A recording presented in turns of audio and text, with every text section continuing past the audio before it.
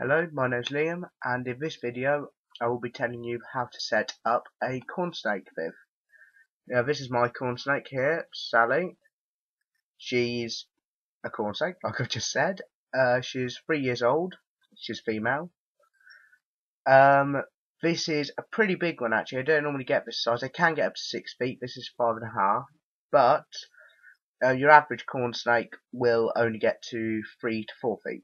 So not too big a snake. Right, size of your enclosure. When a little baby snake about this big, they just need to be in a box. Just a small plexiglass box. You know, most pet shops give you one with them. But if not, they're pretty easy to get and pretty cheap. Then when they get bigger, to about 2 feet, put them in a 2-foot viv. That should last them for another year, say, until they get to 3 feet plus, which you put them in a 3-foot viv, and that will suit them for the rest of their lives. They don't need a bigger one after that. This video, I just say, it works just as well for king snakes. King snakes need the exact same enclosure, exact same sizes, but king snakes do get bigger. Right, substrate.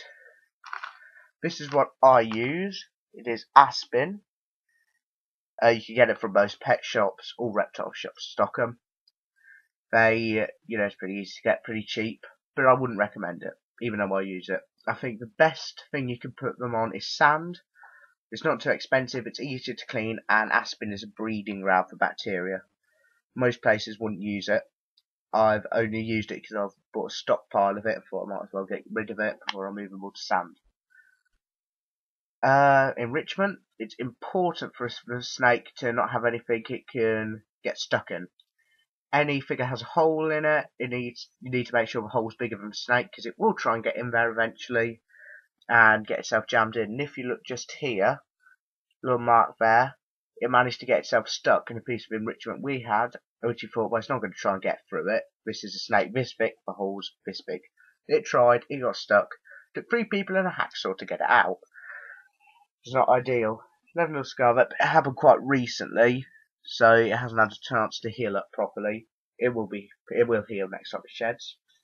Shedding, it's best when it's in shed. If it's having any sort of problem, you know you've got a perfect viv when it has a perfect shed. It all should be in one smooth shed, no rips, no tears, just in one.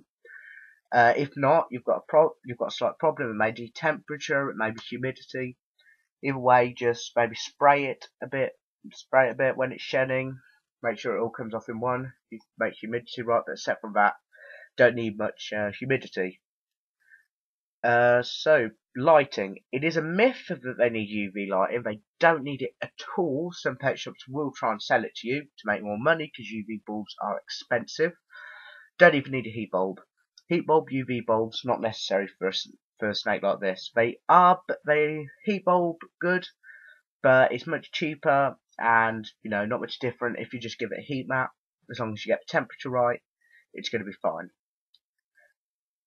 That pretty much sums up most of their habitat.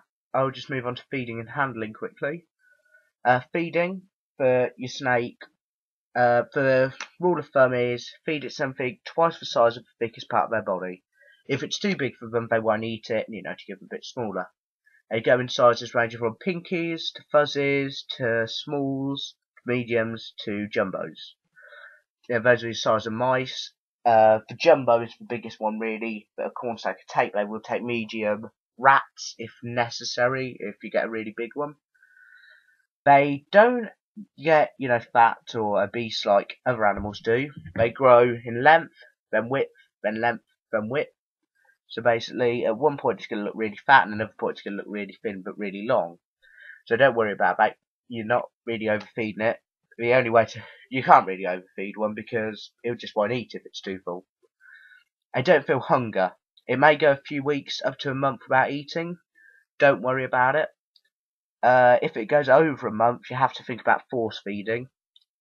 I'm sure you'll find plenty of videos on here about how to force feed. I'm probably going to put one on later, but I've personally only ever done it once, so I'm not an expert in that because all mine are fed properly.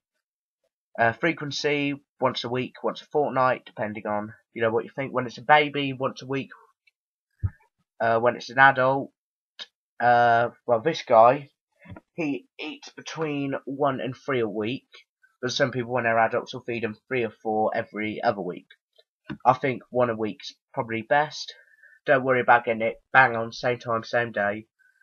In the wild, they're not going to eat, exactly the same day. You can leave it a fortnight, or you can just feed them twice in a week. They're going to be fine. Nothing to worry about. Never feed them in their viv, though.